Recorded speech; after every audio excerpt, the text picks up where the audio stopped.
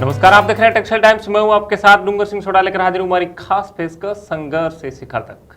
संघर्ष से शिखर में आज हमारे साथ में एक ऐसे ऑफिसर हैं जिन्होंने बहुत संघर्ष किया। राजस्थान के एक छोटे से गांव से आते हैं, मेलावास पाली से। उनका संघर्ष प्रेरणा देता है, यूथ के आइकन भी है। कई बाधाओं को पार करके आज इस मुकाम पर पहुंचे हैं। उन्होंने ग्राम विकास को लेकर कई कार्य किए जो लोगों को आज प्रेरित करते हैं। ऐसे ही IRS अधिकारी घनश्याम जी सोनी आज हमारे साथ में जुड़े। घनश्याम जी, पहले तो आपका बहुत बहुत स्वागत हमारे खास कार्यक्रम संघर्ष से शिखर में। धन्यवाद जी। टेक्सटाइल टाइम्स के सारे दर्शकों को मेरा सादर नमस्कार और नए कैलेंडर वर्ष 2022 की हार्दिक शुभकामनाएं। जी घनश्याम जी, क्या कहोगे? मैं चाहता हूं कि आप उन संघर्ष के दिनों के बारे में बताएं जहां से आपने अपनी शुरुआत की थी और यहाँ तक कैसे पहुँचे।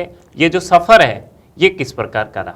जी देखिए, जहाँ तक संघर्ष की बात है तो मैं आपसे निवेदन करूं कि 2 जनवरी 1979 मेरा बर्थ मेलावास पाली राजस्थान में हुआ। और मैं जब 5वीं क्लास के अंदर मेलावास में मेरी प्राइमरी एजुकेशन ले रहा था अपने गांव के सरकारी स्कूल में, और 5th क्लास की गर्मी की छुट्टियों में दिन था 19 जून 1989। उस दिन मेरी मदर की डेथ हो गई थी जब मैं केवल 5वीं क्लास के अंदर ही पढ़ रहा था। आपको एक इतने से ही एहसास हो गया होगा कि जो बच्चा 5वीं क्लास में पढ़ता और उसकी मदर की डेथ हो जाए तो उसका आगे का जीवन जो है वो नो डाउट संघर्षशील स्वयं बन जाता है। फिर बाद में 6th 7th 8th मैंने हमारे बगल के गांव दूंदला के राजकीय उच्च प्राथमिक विद्यालय से ग्रहण की। फिर 9th 10th 11th 12th जो है राजकीय उच्च माध्यमिक विद्यालय सोजत रोड से सरकारी शिक्षा प्राप्त की। उसमें एक टेक्निकल बात मैं आपको एक बहुत ही जिसमें मुझे हंसी भी आती है और कभी कभी आज जब सोचते हैं तो कि हम हमारे गांव में 10th क्लास के अंदर पढ़ते थे तो करीब 8 जने साथ में थे और उसमें से 6 जने जो है वो प्योरली फेल हो गए थे। खाली मैं पास हुआ था और एक कोई मेरा और दोस्त था वो पास हुआ था। लेकिन मैं 10th A के अंदर जो मेरा सेक्शन था उसमें फर्स्ट था। 10th मेरे क्लास के अंदर मैं टॉपर था। तो कुल मिलाकर के जब 5वीं से लेकर के 10वीं तक का सफर किया और उसमें भी जाकर के सोजत रोड में टॉप किया। और सबसे पहली एक भाषण प्रतियोगिता थी जो स्टेट बैंक ऑफ इंडिया की तरफ से थी, SBI की तरफ से थी, और उसमें एक छोटा सा इनाम 500 रुपए का प्राइज रखा हुआ था। और मैंने वो भाषण प्रतियोगिता जीती अपने स्कूल में और वो इनाम जीता। उसके बाद मेरा नो डाउट हौसला बढ़ा, एक आत्मविश्वास बढ़ा।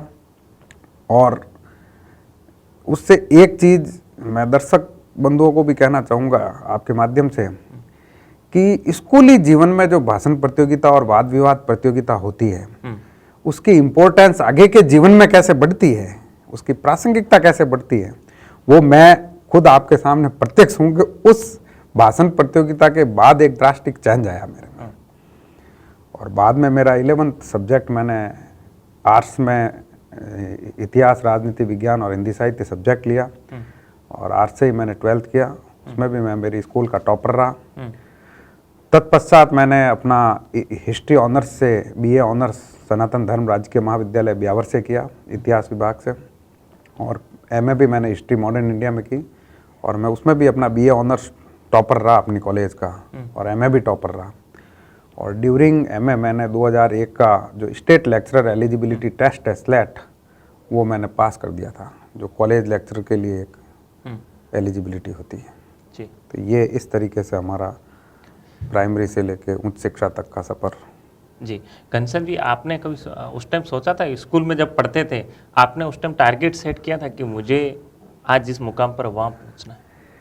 नहीं, देखिए इसमें क्या होता है कि मैंने बताया आपको कि जिस छोटे से गांव से हम आते हैं वहाँ पे ये चीज़ें नहीं थी। लेकिन मैं एक शख्सियत का नाम जरूर लेना चाहूँगा कि हमारे पड़ोस में ही एक राम सिंह जी राजपुरोहित जिनका स्वर्गवास हो गया, उनके साड़ाजी दलपत सिंह जी दिनकर जो है वो IPS उस समय थे, अब रिटायर्ड हो गए DG से। तो जब दलपत सिंह जी आते थे तो पूरा वो तामझाम रहता था। तो हमें लगा कि भाई ये कौन सी परीक्षा है, क्या है।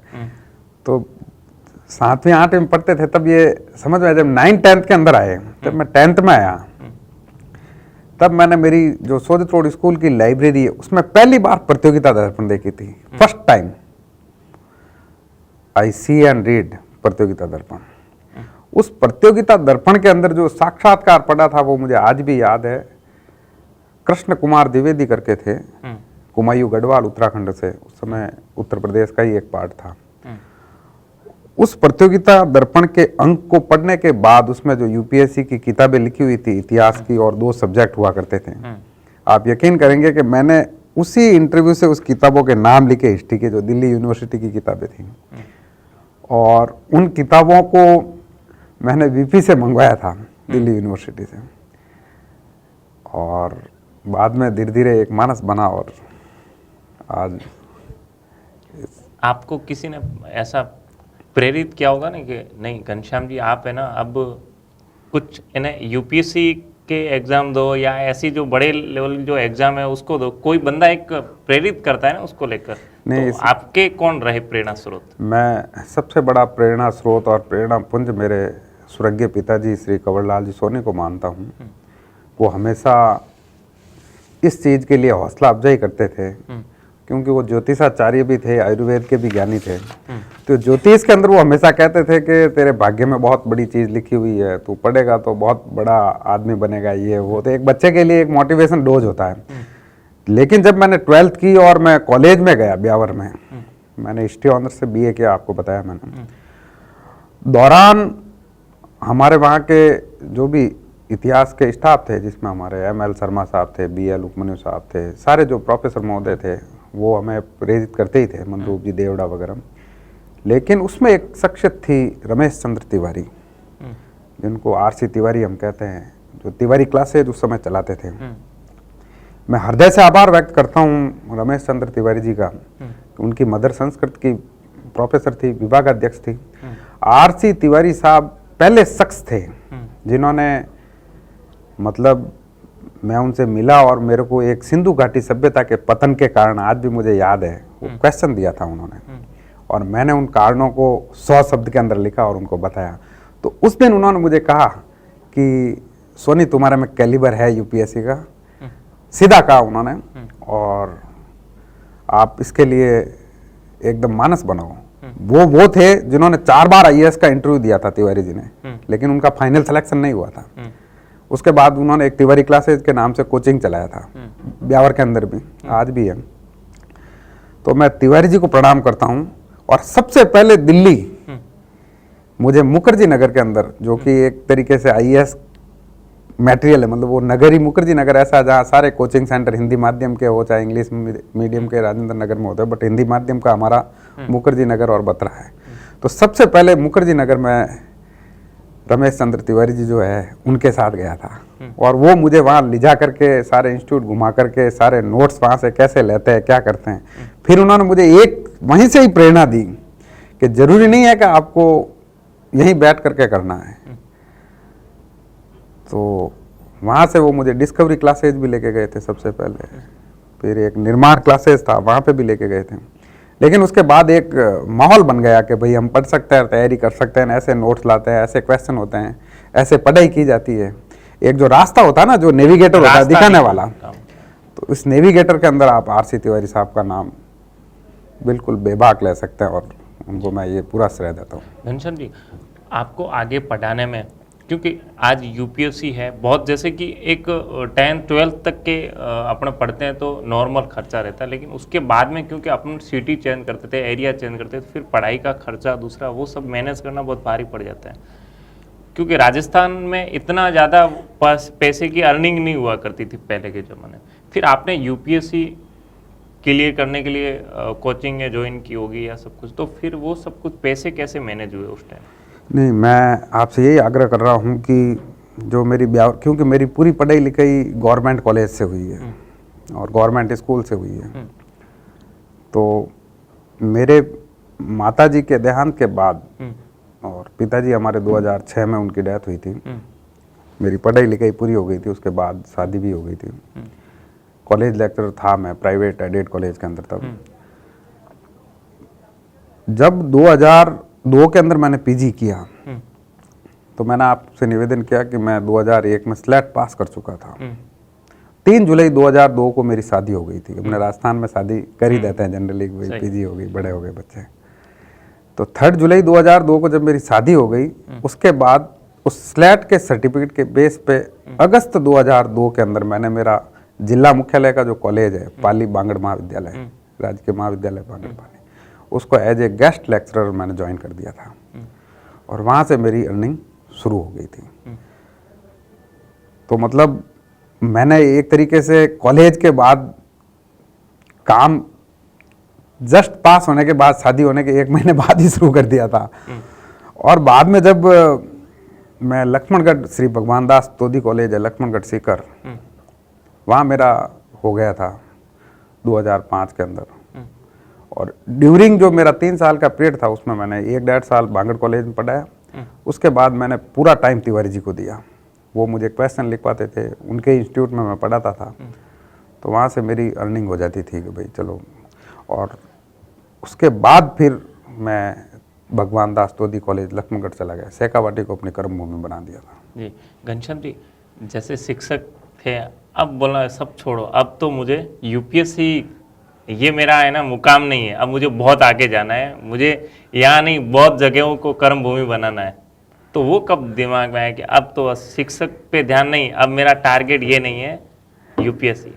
मतलब कॉलेज लेक्चरर के बाद जब मैं लक्ष्मणगढ़ फुल फ्लैश जब यूपीएससी के ऊपर ध्यान देना, हाँ, तो मैं लक्ष्मणगढ़ जब गया तो उस समय तक मेरा एक दिमाग में एक मैंने धुन सवार हो चुकी थी। क्यों हमारे साथ जो पढ़ती थी आस्था लूथरा जी, उनका सिलेक्शन आईएएस के अंदर हुआ था उस समय में 2003 के अंदर। तो जब उनका सिलेक्शन हुआ और उसके बाद मेरे एक मित्र है गजेंद्र सिंह, जो 2006 में IRTS हुए, बाद में IPS हुए, फिर IRS IT हुए, अभी additional commissioner income tax Jaipur है, वो हमारे साथ ही थे, मतलब इवन देन 2 क्लास जूनियर होंगे। तो उसके बाद मुझे लगा कि हम सब लोग एक ही परिवेश में पले बढ़े हैं, एक साथ पढ़ते थे, तो मैं क्यों नहीं कर सकता हूँ। उसके बाद एक संकल्प ले लिया था कि भाई नहीं, इस एग्ज़ाम को क्लियर करना ही एनी हाउ। तो ये मैंने 2005 के अंदर एक दृढ़ संकल्प लिया था कि मुझे इस परीक्षा को क्लियर करनी है, चाहे कुछ भी हो जाए। और बाद में मैंने 6 का मेंस दिया, 7 का दिया, 8 का दिया और 9 के अंदर मेरा हो गया। एक चीज़ है ना घनश्याम जी होती है कि एक तरफ यूपीएससी था, दूसरी तरफ शादी हो गई थी आपकी, क्योंकि शादी के बाद में है ना ज़्यादा आदमी क्या है कि फिर पढ़ाई पे दिमाग नहीं लगता है। आजकल की यदि युवा पीढ़ी को देखें तो कि दिमाग जो है ना फिर वो पूरा डाइवर्ट हो जाता है पारिवारिक लाइफ में। तो फिर उस टाइम कैसे सब कुछ मैनेज किया, कितना सपोर्ट किया, घर से कितना सपोर्ट मिला उस टाइम? नहीं, मैं बताऊं आपको कि अभी भी आप देखते ही हैं, मेरा सारा जीवन खुली किताब टाइप है कि मेरी जो अर्धांगिनी है अनीता सोनी, इन्होंने डे 1 से ही मुझे हमेशा सपोर्ट किया। और आज अगर मैं जो भी सफलता अर्जित की है तो उनका नो डाउट पूरा योगदान है। वो बहुत ही पॉजिटिव सोच और समझदार और हमेशा एक मोटिवेशन देने वाली लेडी है, जिनकी बदौलत है कि जब मैं कॉलेज लेक्चरर था तब भी ये परिस्थिति थी तो वो मैनेज करके चलती थी घर को, चाहे अपनी आय सीमित है नहीं है। एक गृहिणी, मतलब घर का सारा ऋण लेकर के, जिसके घर के ऊपर जिसका सारा ऋण हो वो गृहिणी होती है, तो वो एक सही अर्थों में है, इसमें कोई दो राय नहीं है। उन्होंने फुल पॉजिटिव वे के साथ मोटिवेट किया। जी घनश्याम जी, जब है ना यूपीएससी क्लियर किया, जब आपका रिजल्ट आ गया, आपने देखा कि हाँ अब तो मैंने तो पार कर दिया, जो मुकाम चाहिए था वो मुझे मिल गया, उस टाइम क्या किस प्रकार का माहौल रहा, कैसी खुशी? क्योंकि जब अधिकारी बन जाते हैं ना, लोगों को तो खुशी होती है कि हाँ हमारा कोई अधिकारी बना, लेकिन अपने खुद को कितना कुछ, वो बहुत ही वास्तव में वो क्षण बहुत ही खुशी का होता है। जब मैं 15 नंबर क्वार्टर के अंदर मैं सोया हुआ था दोपहर में, और दिल्ली से मेरे मित्र हैं अतुल कुमार, जो अभी BDO है राजस्थान के अंदर, विकास अधिकारी है, जालोर जिले से ही है। तो मैं और एक मेरे रूम पार्टनर हुआ करते थे बड़ाराम जी, देवासी रबारी, अभी अपने joint commissioner income tax Vadodara है, कलकत्ता से ट्रांसफ़र होकर के आए। तो अतुल जी का फोन आया कि भाई तुम दोनों के रोल नंबर लिस्ट में छपे। उन्होंने जाके यूपीएससी की दीवार पे ही वो सीधा रिजल्ट बात दिल्ली वाले वही जाके देख लेते हैं बाहर जब रिजल्ट लगता है तब। उस समय इतने कोई मोबाइल तो थे नहीं,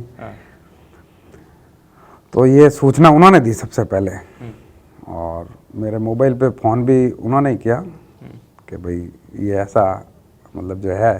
तो मैंने कहा यार, उन्होंने बताया कि भाई ये 585 500 पीछे से भी रैंक आई है आपकी। और मैंने कहा यार नाम वापस देखो, वास्तव में है मेरे ही, कोई दूसरा तो नहीं। तो उन्होंने कहा नहीं नहीं आप ही हो, आप और अपने आपके रूम पार्टनर बोलाराम जी दोनों का हो गया।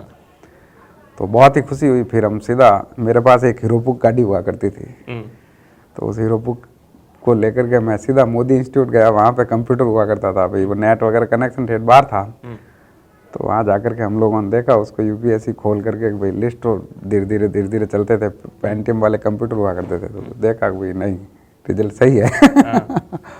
उसके बाद फिर घर आकर के भाई गणेश जी का भक्त हूँ मैं, तो गणेश मंदिर गया सीधा, वहाँ लड्डू वगैरह चढ़ा करके फिर मैं वापस अपने क्वार्टर पे आया। जब अपने परिवार को, अपने भाइयों को घर पे जब आपने इस चीज़ की बधाई दी कि हाँ मैंने यूपीएससी क्लियर किया, तो घर का किस प्रकार का माहौल था? क्योंकि परिवार जो है ना, परिवार की बहुत आशाएं रहती, बहुत चीज़ें ना, सबसे ज़्यादा लोगों को तो खुशी होती, लेकिन जब परिवार को जो खुशी होती है ना, वो औरों को इतनी नहीं। वो नो डाउट एक बहुत ही खुशी का क्षण था कि जिसमें हमने एकदम तत्काल रूप से वहाँ से जैसे ही ये मिला, और वो समाचार सारे के सारे, मतलब एक ऐसे जो न्यूज़ होती है सफलता की, वो छिपती नहीं है। वो बहुत, मुझे आज भी याद है उस समय राजस्थान पत्रिका और दैनिक भास्कर और जो भी न्यूज़पेपर हुआ करते थे, उनकी एक हेडलाइन बनी थी, राजस्थान के विद्यार्थियों जो यूपीएससी क्लियर किया था उनके दोहरों के धुरंधरों ने मारी बाजी,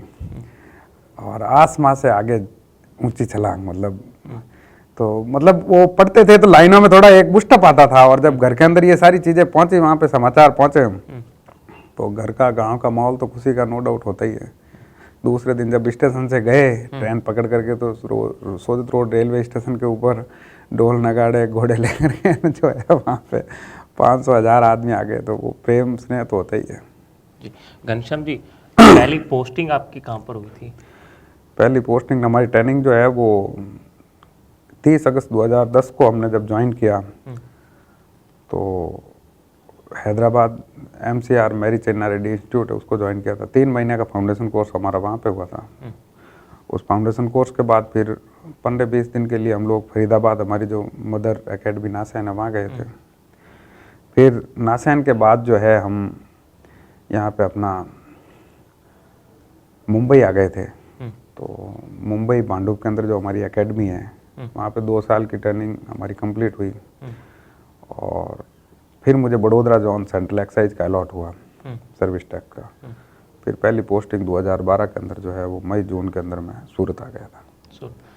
घनश्याम जी, मई जून से है उस टाइम से लेके जब सूरत ज्वाइन किया और आज तक बहुत कुछ, क्योंकि जन्मभूमि से कर्मभूमि को इतना कुछ किया कि आज लोगों को है ना कि घनश्याम जी हो, यहाँ के कल्चर की बात करें या फिर यहाँ के जो जैसे प्रवासी लोग रहते हैं ना, तो उसमें एक अलग ही घनश्याम जी का रूप दिखाई देता है। वो कैसे? नहीं, वो मैं क्या मिलनसार हूँ, और जब मैंने यहाँ ज्वाइन किया तो एक अपनी वो होती है कि मैं थोड़ा पॉजिटिव वे और समाज के बीच उठने बैठने वाला व्यक्ति हूँ, और उठना बैठना भी चाहिए, क्योंकि उनके दुख दर्द को आप समझेंगे, आपके दुख दर्द को वो समझेंगे।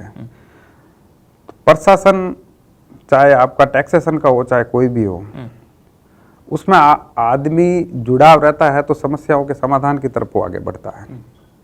एक पॉजिटिव सोच आती है, एक सकारात्मकता आती है।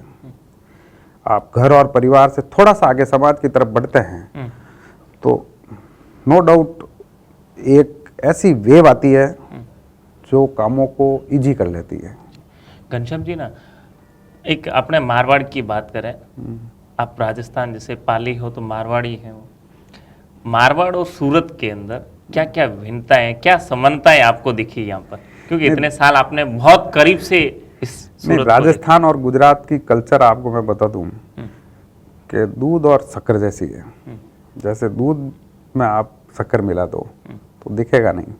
तो वैसे राजस्थान और गुजरात दोनों आपस में, एक तो सीमावर्ती स्टेट है, दूसरा इनकी कल्चर जो है दोनों स्टेट की एक तरीके से बहुत करीबी से जुड़े हुए हैं। तीसरी चीज, मेरा जितने भी प्रवासी बंधु हैं, मैं हमेशा जहाँ कहीं पे भी जाता हूँ तो ये कहता हूँ कि राजस्थान आपके लिए देव की है जिसने आपको जन्म दिया है, गुजरात आपकी कर्मभूमि है, माँ यशोदा है जो आपका लालन पालन कर रही है, आपका दोनों माताओं के प्रति दायित्व है। आप माँ देवकी की भी उतनी ही सेवा और शुश्रूषा करेंगे जितनी आप माँ यशोदा की करेंगे। तो ये एक सांस्कृतिक और कल्चर का समन्वय है, एक सकारात्मकता है। और मेरा ये मानना है कि यहाँ रहने के बाद यहाँ का जो भी प्रवासी है वो अपने गांव में भी जाता है ना, तो गुजरात और विशेषकर जो सूरत है अपनी, जो ताप्ती नगरी है, जो राजा कर्ण की नगरी है, दानवीर की नगरी है, तो यहाँ से वो जाकर के अपनी जन्मभूमि के अंदर नो डाउट योगदान देता ही है, चाहे वो किसी भी रूप में दो, गौशाला से लेके, रूरल डेवलपमेंट से लेके, अस्पताल से लेकर के।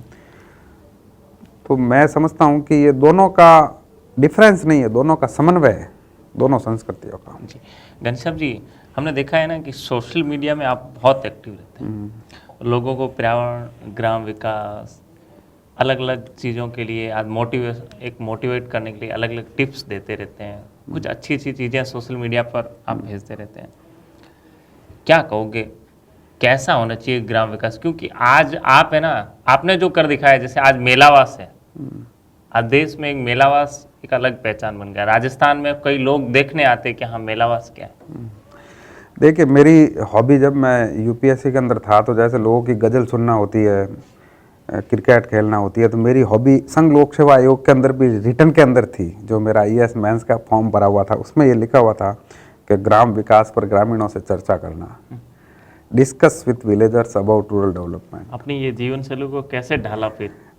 अब मैं बता रहा हूँ कि जब यूपीएससी के इंटरव्यू के दिन से जब शुरुआत होती है रूरल डेवलपमेंट की, पीके मिश्रा साहब के बोर्ड के अंदर जो मैंने बातें बताई थी उनको, मैं गर्व से कह सकता हूँ कि वो तो 2009-10 का दिन होगा जब मेरा 14 अप्रैल 2010 को इंटरव्यू हुआ था, 9 को सॉरी।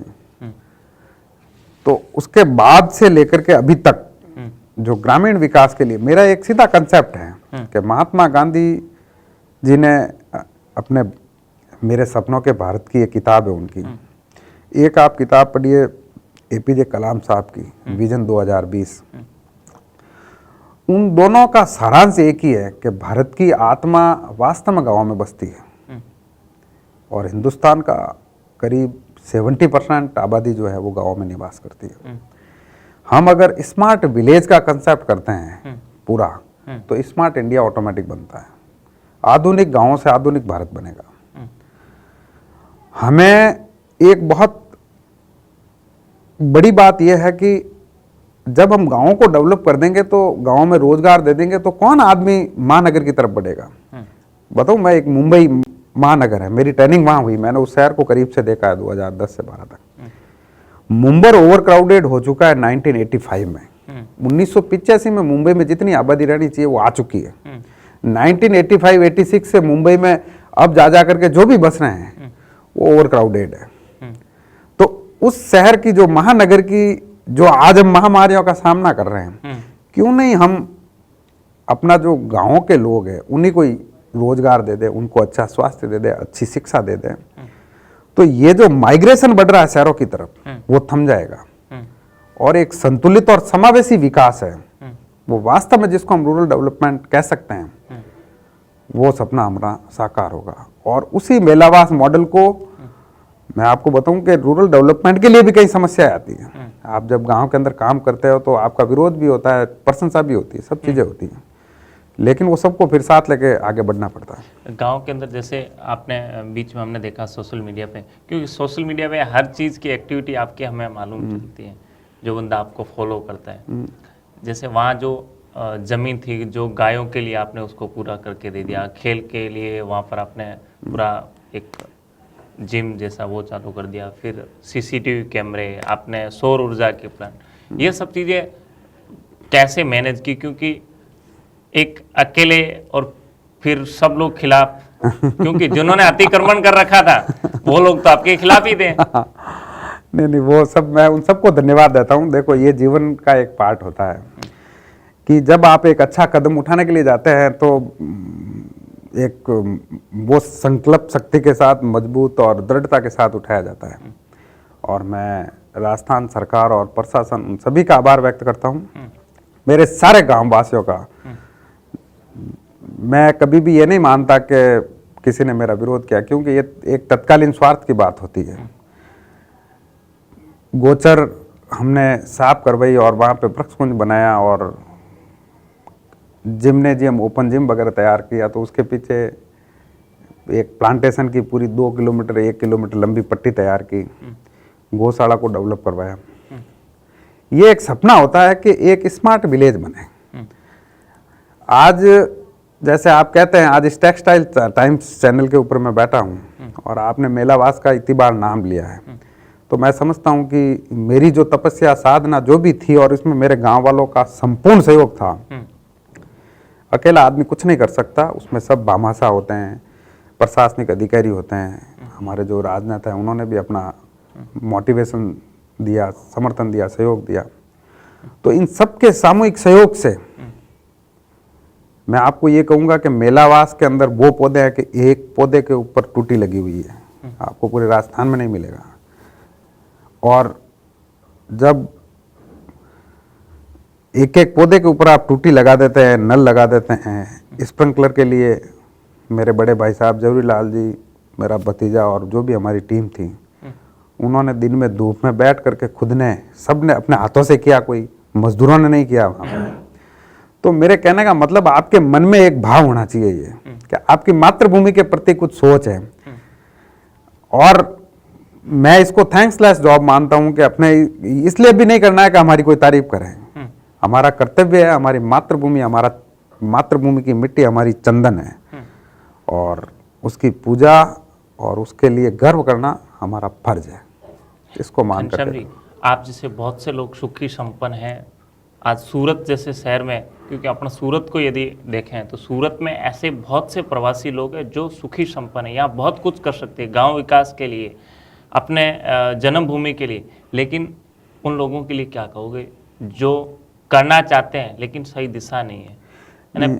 आज जाते हैं गौशाला में पैसा डाल के आ गए, भाई इतना चंदा दे दिया हमने, कहीं पे भी स्कूल हुआ तो स्कूल में डाल दिया, लेकिन जो चीज़ें होनी चाहिए, जैसे आपने एक कम पैसों के अंदर बहुत कुछ चीज़ें हो। नहीं, देखिए, मैं जितने भी हमारे प्रवासी बंधु हैं और जो भगवान लक्ष्मी जी, विष्णु जी और सरस्वती जी का जिनके ऊपर पूर्ण आशीर्वाद है, मेरा ये आग्रह रहेगा उनसे आपके चैनल के माध्यम से कि अपने राजस्थान की मरुभूमि के जिन गांवों से आप लोग आते हैं, जिन गांव ढाणी जिलों से आप लोग आते हैं, वहाँ की मातृभूमि आपका हमेशा इंतज़ार करती है कि मेरा बेटा आएगा, मेरे लिए कुछ करेगा। तो मेरा उनसे आग्रह है कि सबसे पहले वो अपनी जो भी सरकारी स्कूल है, एक छोटा सा एग्जाम्पल दूं मैं आपको कि नागौर में हमारे कजन ब्रदर कलेक्टर है जितेंद्र सोनी, जिन्होंने एक ऑपरेशन ज्योति चलाया और करीब नागौर जिले की 850-900 सरकारी स्कूलों के अंदर लाइट के कनेक्शन उन्होंने भामाशाहों के माध्यम से करवाए। तो सबसे पहले अपनी एक स्कूल की जो एक मिनिमम रिक्वायरमेंट होती है, जैसे लाइट है, पंखे हैं, इन्वर्टर है, कंप्यूटर है, वो आप सरकार के साथ सहभागी बनकर के वहाँ अपने ही गांव में कीजिए, कहीं दूसरे गांव में जाने की जरूरत नहीं है। एक एक गांव अगर एक एक भामाशाह अपनी तरफ से करना शुरू कर दें तो मैं बताऊं कि गुड गवर्नेंस यही होती है। एक अकेला अधिकारी कुछ नहीं कर सकता, एक अकेली सरकार कुछ नहीं कर सकती, एक अकेला भामाशाह कुछ नहीं कर सकता। कि भारत जैसे विविधता प्रधान देश के अंदर आपको ग्रामीण विकास के लिए सबके साथ सामूहिक और समुच्चयात्मक सहयोग से ही आगे बढ़ा जा सकता है। सरकार की योजना जब तक सफल नहीं होती जब तक उसमें जन सहभागिता नहीं हो। हर प्लानिंग गवर्नमेंट की जो है मेरी नज़र के अंदर वो एक तरीके से जन आंदोलन बननी चाहिए। जैसे स्वच्छ भारत मिशन की बात हम करते हैं कि 2 अक्टूबर 2014 को आदरणीय प्रधानमंत्री जी ने बनारस के 80 घाट से इस मिशन की शुरुआत की थी और मैंने उसी दिन 2 अक्टूबर 2014 को स्वच्छ मेलावास मिशन की शुरुआत की थी। निश्चित टाइम के अंदर आदरणीय मोदी साहब ने, प्रधानमंत्री जी ने जयरामपुरा नाम का गांव बनारस के अंदर अडॉप्ट किया था।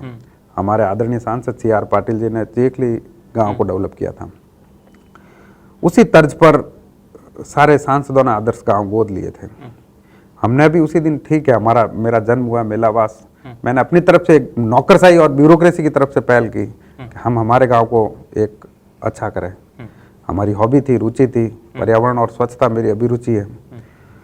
तो कहने का मतलब ये है कि रूरल डेवलपमेंट के लिए बहुत कुछ करने की जरूरत है। जी घनश्याम जी, जन्मभूमि के लिए तो किया, लेकिन वो किस्सा क्या था जो जब आप केंद्रीय विद्यालय में गए और फिर केंद्रीय विद्यालय की जो काया पलट हुई, जब हम अब देखते हैं ना, पुराने हमने देखे जेसीबी में दीवारें टूटी हुई, और आज देखता हूँ कि वहाँ सरस्वती जी का जो सब कुछ, वो पहले वो दिखता नहीं था, लेकिन जो आज हरियाली, आज उसकी जो काया पलट, वो कैसे, क्यों आपको वो करने की नौबत आई? क्योंकि आज इतना बड़ा केंद्रीय विद्यालय, केंद्रीय विद्यालय इच्छानाथ सूरत जो है, वो सूरत का सबसे बड़ा केंद्रीय विद्यालय है। यहाँ की कंट्रोलिंग एजेंसी भी वही है। मेरा बेटा राजदीप जो है वो केवी में ही पढ़ता है, और ये 2015-16 की बात होगी, जब 17 से हमने इसको शुरू किया था। तो उसने सिंपल आकर के बात सिर्फ इतनी सी की कि पापा हम पीछे क्रिकेट खेल रहे थे और पीछे के लड़के आके बॉल लेके चले गए। बस वो एक किस्सा था। तो मैंने उसको उस बात को तो हाँ किया, मैं ठीक है। लेकिन बाद में मैं उस दिन उसके स्कूल गया, मैं कि पीछे से दूसरे लड़के कौन आ सकते हैं, तो मैं कभी पीछे गया नहीं था। तो मैंने वो ग्राउंड देखा, तो इतनी सी दीवार थी, वो भी बहुत जर्जर दीवार थी, जिसको फांद करके पीछे के लड़के सारे जो बस्ती के वो आ जाते थे। तो फिर प्रिंसिपल साहब ने कहा, साहब ये टेंशन तो हमारी है, अब हम लिख लिख के भेज रहे हैं, लेकिन हमारे पास बजट वगैरह नहीं है। फिर हमने दूसरे दिन आदरणीय जो कलेक्टर थे उस समय, धवल भाई पटेल, उनकी अध्यक्षता के अंदर एक प्रिंसिपल साहब ने पूरी मीटिंग भी बुलाई, जो भी हमारे काम ड्यू थे उनकी सब ने रखी। फिर उन्होंने बताया कि साहब इसके अंदर तो बजट वगैरह वो सब होगा। तो फिर मैंने उनसे निवेदन किया, मैं कि इस स्कूल को मैं अडॉप्ट करता हूँ। और जो भी मेरे मित्र मंडली के लोग थे उनके मैंने सिर्फ एक मीटिंग बुलाई। मैंने कहा यार एक ये काम है, मुझे पूरा करना है, और ये संकल्प है, और ये कोई भी काम हाथ में लेता हूँ तो वो 1 दिन, 10 दिन, 5 दिन, 7 दिन वाला नहीं होता है। अब मैं कि इसमें हो सकता है साल लगे, 2 साल लगे, 3 साल लगे, लेकिन हम इसको पूरा करेंगे। फिर हमने सबसे पहले जो केंद्रीय विद्यालय के पीछे का जो ग्राउंड है, उसकी हमने पूरी दीवार तुड़वा करके 400 मीटर की नई नींव खुदवा करके RCC की 400 मीटर लंबी 11 फीट हाइट के ऊपर रेलिंग के साथ पूरी 4 दीवारी उसको किलेबंद किया पहले। फिर ग्राउंड साफ करवाया। फिर माँ सरस्वती का प्रांगण था, उसके अंदर 2006-07 की बाढ़ के बाद कुछ हुआ ही नहीं था, वो सब जर्जर हो रखा था। वो सब पूरी मिट्टी निकाल करके ट्रैक्टर चला करके उसमें, और फिर नई घास मिट्टी डलवाई, फिर घास लगवाई, फिर पौधे लगवाए, फिर चबूतरे जो थे वो रिपेयर करवाए, फिर पूरी दीवार 4 दीवारी का रंग रोगन करवाया। फिर पीछे की साइड में CCTV कैमरे लगवाए। फिर ग्राउंड में अंधेरा होता था तो वो पूरा लाइटिंग वगैरह करवाया। फिर क्लासरूम के अंदर गए तो पीछे से देखते थे तो बोर्ड नहीं दिख रहा था, ब्लैक बोर्ड। आजकल बच्चों की नज़रें सब मोबाइल वीडियो गेम खेलते रहते। तो पूरी स्कूल की जो क्लासरूम की लाइटिंग है वो पूरी चेंज करवाई, सब जगह स्मार्ट लाइट लगवाई ताकि स्मार्ट क्लासरूम बने। तो फिर इस टाइप से रंग रोगन 4 दीवारी। फिर पानी की पाइपलाइन जब हमने देखी तो मोटर नहीं चल रहा है, तो फिर मोटर नया डलवाया, फिर पाइपलाइन सेट करवाई। यूं करके अब थोड़ी सुकून काया पलट कर दी। नहीं, उसमें सबका सहयोग रहा। आदरणीय प्रिंसिपल साहब रोहिला साहब है, वो बहुत ही पॉजिटिव एनर्जी के डायनेमिक व्यक्ति है। उनके आग्रह पर, और हमारे रिटायर्ड चौहान साहब है, वो भी प्राध्यापक है, उनकी पूरी टीम और छात्रों ने, और बाद में CPWD और हमारे भारत सरकार के जो शिक्षा मंत्रालय, उन्होंने भी अभी प्रोजेक्ट एक जो था वो मंजूरी दी। उससे सब फुटपाथ वगैरह सब अच्छे हो गए, अंदर के रास्ते, रोड रास्ते और पूरा। सूरत में और राजस्थान में ऐसी कई विद्या के घर जो है अपन कह सकते हैं, जिनकी दशा इस प्रकार की, जैसे आज से पहले आपने केंद्रीय विद्यालय की देखी थी। बहुत लोगों को क्या कहोगे, क्योंकि आपने जो उसकी काया पलट की, ऐसे बहुत से लोग कर सकते हैं, क्या कहोगे उनको? नहीं, मेरा उनसे आग्रह है कि मन में अगर कोई विचार आए तो मैं आप लोगों से आग्रह करना चाहूँगा कि विद्यालयों और जो अपने स्कूल्स हैं उनके लिए नो डाउट आप पॉजिटिव कदम उठाएं, और बेहिचक प्रिंसिपल साहब से जाकर के, जो भी कंसर्न स्कूल के, आप जिस गांव ढाणी के अंदर से आते हैं वहाँ से मिल कर के बच्चों के लिए आई कार्ड है, स्मार्ट आई कार्ड, छोटी चीज़ होती है लेकिन एक बच्चे के अंदर फीलिंग आती है। वो आई कार्ड पहन करके एक सरकारी स्कूल का बच्चा जाता है, एक उसकी यूनिफॉर्म होती है, उसको लगता है आपने जैसे ये उनको बूट मोजे दिला दिए, तो वो बूट मोजे नहीं होते हैं, आपने उनको शू दिलाया, वो उनसे बहुत खुशी होती है उनको। एक गांव के बच्चे के अंदर बहुत खुशी होती है, मैं आपको बताऊं, क्यों हम उस ग्राउंड से आते हैं जब मैं 7वीं तक कभी बूट पहने ही नहीं थे, चप्पल आते थे, भागते थे, दौड़ते थे। तो कहने का मतलब ये मैं जितेंद्र बाबू का फिर जिक्र करूंगा कि उन्होंने एक जालोर कलेक्टर रहते हुए एक चरण पादु का ऑपरेशन चलाया था। लाखों बच्चों को, सरकारी स्कूल के बच्चों को उसके माध्यम से भामाशाहों ने बूट और चप्पल और ये सब जूते वगैरह पहना है उन बच्चों को। तो मैं जितने भी भामाशाह और प्रवासी बंधु हैं उनसे आग्रह करना चाहूँगा कि वो स्कूल है, हॉस्पिटल है, मतलब थोड़े रचनात्मक काम जो होते, लाइटें हैं, सीसीटीवी कैमरे, लॉ एंड ऑर्डर के अंदर हम पुलिस को आरोपित कर देते हैं कि पुलिस ने चोरी नहीं पकड़ी, ये नहीं पकड़ी। अरे आपका गांव है, आपका घर है, वहाँ आप 10 सीसीटीवी कैमरे लगवाने में आपको क्या कष्ट हो रहा है?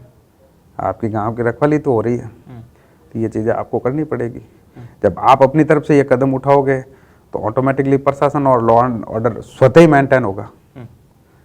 तो क्या हो कि इस समय जो मैं देख रहा हूँ, मैं फील कर रहा हूँ वर्तमान जनरेशन के अंदर, कि हम जितने अपने अधिकारों के प्रति सचेत हैं, हर चीज़ के अंदर कि ये मेरा राइट है, ये मेरा अधिकार है, हमें ये सोचना पड़ेगा कि ये मेरा कर्तव्य है, ये मेरी ड्यूटी है, ये मेरी मॉरल ड्यूटी है, इसके ऊपर जोर देने की ज़रूरत है। जी, वैसे घनश्याम जी, आपको समय तो, क्योंकि सोशल वर्क करना सब कुछ, उसके बाद में ड्यूटी को पहली प्राथमिकता देते हैं, उसके बाद जो समय बचता है वो सोशल वर्क में लगाते हैं।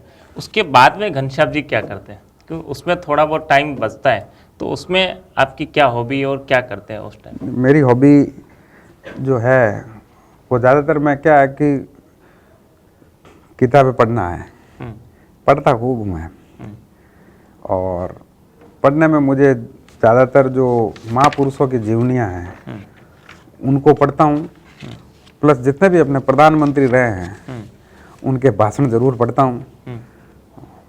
पंचवर्षीय योजनाओं के अंदर के किस तरीके से भारत देश ने एक सफर की शुरुआत की और कैसे बनाया, कैसे निखरा है, कैसे वर्तमान महाशक्ति के रूप में उभर रहा है। तो पढ़ते रहने से आदमी का थिंक टैंक बढ़ता है, आपकी कार्य करने की शक्ति। मेरा एक मानना है कि युद्ध मैदान में जीतने से पहले मैच पे जीता जाता है। आपके मैच के ऊपर प्लानिंग सही है तो आप मैदान जीत लोगे। तो आपके दिमाग में जब थिंक टैंक है तो आप प्लानिंग कर पाओगे, कोई भी अच्छी प्लानिंग, और फिर उसका इम्प्लीमेंटेशन उसके ऊपर, जैसे आपने केवी का ले लिया, गांव का ले लिया, चाहे कोई भी मिशन हो, आपने अपने हाथ में लिया है तो उसको सफलतापूर्वक अंजाम देना, बिना कोई डर के और निडरता के साथ, एक संकल्प शक्ति के साथ, वो आप में होना चाहिए। क्योंकि कई किंतु परंतु होते हैं तो फिर आपको पीछे मुड़कर देखने की जरूरत नहीं है। जी, घनश्याम जी, है ना, आज का जो यूथ है, आज की जो युवा पीढ़ी है, वो है ना जल्दी हार मान लेती है। जैसे आपने बताया कि मैंने बहुत संघर्ष किया, आज की युवा पीढ़ी वहाँ तक पहुँचते पहुँचते या तो वो हार मान जाता है या वो निराश हो जाता है। कई बार हमने देखा कि वो बंदा सुसाइड तक पहुँच जाता है। हाँ, नहीं, ये बिल्कुल आपने सही कहा है, क्योंकि इस समय हम इस कोरोना, डेल्टा, ओमिक्रॉन के इस युग में जी रहे हैं। चारों तरफ मानसिक अवसाद की स्थिति होती है, उदासी, हताशा, निराशा, ये सब भाव आते हैं। लेकिन युवाओं और यूथ को मैं एक मैसेज जरूर देना चाहूँगा कि सफलता का कोई शॉर्टकट नहीं होता है। आपको सफल बनने के लिए अपने सामने सबसे बड़ी संघर्ष की प्रतिमूर्ति, एक जीवंत प्रतिमूर्ति आदरणीय प्रधानमंत्री श्री नरेंद्र दामोदर दास मोदी जी है, कि एक वडनगर से 7th रेस कोर्स प्रधानमंत्री पद तक का सफर अपने आंखों के सामने है।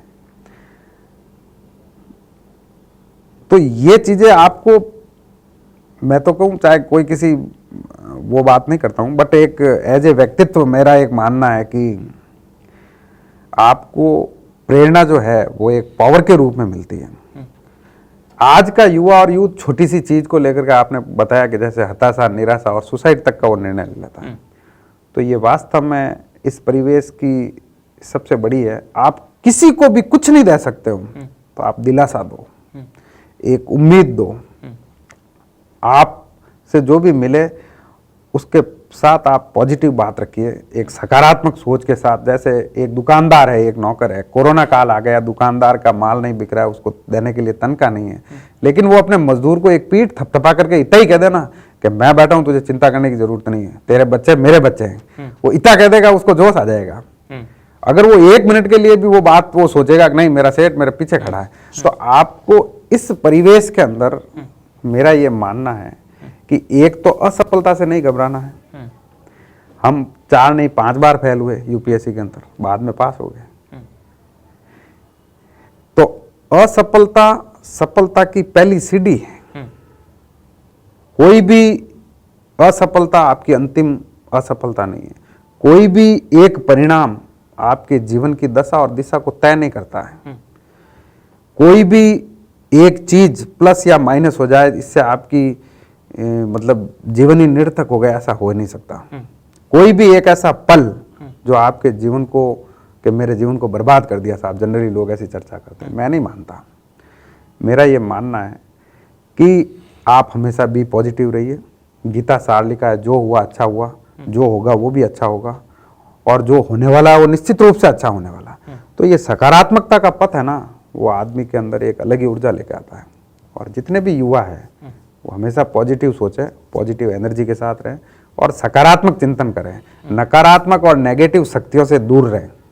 ये एकदम स्पष्ट है जी। घनश्याम जी, आपका फ्यूचर प्लानिंग क्या है? क्योंकि शिक्षक, यूपीएससी, अब आगे का क्या प्लान, भविष्य में क्या करना चाहते हो भविष्य जो अभी बाकी है? नहीं, देखो ये सब मुकाम है, पड़ाव है जीवन के। हमारा सिर्फ एक ही सपना है कि मैं एक अच्छा पर्यावरण योद्धा बनूं, पर्यावरण प्रहरी बनूं, और जो पर्यावरण की लड़ाई है उसके अंदर हम सकारात्मक अपनी तरफ से केवल मीडिया में या अखबार में या फेसबुक, व्हाट्सएप, ट्विटर पे नहीं लड़नी है। जमीनी लेवल पे पर्यावरण के लिए कुछ सकारात्मक काम हो, और हमारी प्रेरणा से, हमारी द्वारा ग्रामीण विकास और पर्यावरण के लिए अगर हम कुछ कर सकें अपनी तरफ से, इस माँ प्रकृति माँ के श्रृंगार के लिए, इस पृथ्वी के श्रृंगार के लिए, तो मुझे खुशी होगी। जीवन का यही एक ध्येय है और यही एक मंतव्य है। जी, घनश्याम जी, क्या संदेश देना चाहोगे तमाम दर्शकों को जो आपको हमारे माध्यम से, टेक्सटाइल टाइम्स के माध्यम से सुन रहे हैं?